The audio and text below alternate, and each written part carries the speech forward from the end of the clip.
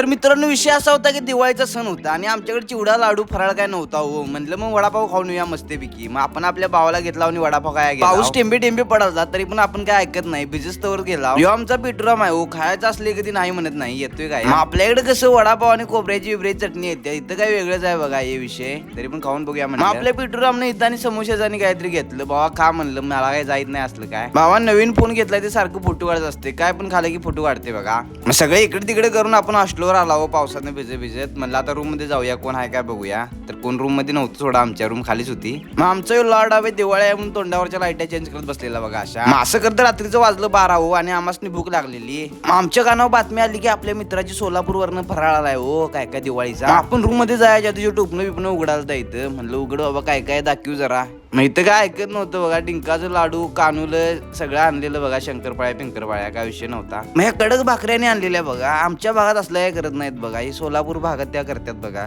काय माहित असलं 100% सांगा कमेंट मध्ये. शेवटी आपल्याला हे भडंग गावला हो, मग भडंग खाऊया म्हणलं जरा मस्तपैकी, काय विषय नाही. तर मित्रांनो आपण पण चिवडा खाताव, तुम्ही पण चिवडा खावा, काय विषय नाही. तर मित्रांनो आजच्यासाठी एवढंच. आपण भेटूया आता पुढच्या व्लॉग मध्ये, काय विषय नाही. आपल्याला व्लॉग आवडला तर 100% लाईक आणि सबस्क्राईब करायला लागते. भेटूया पुढच्या व्लॉग मध्ये.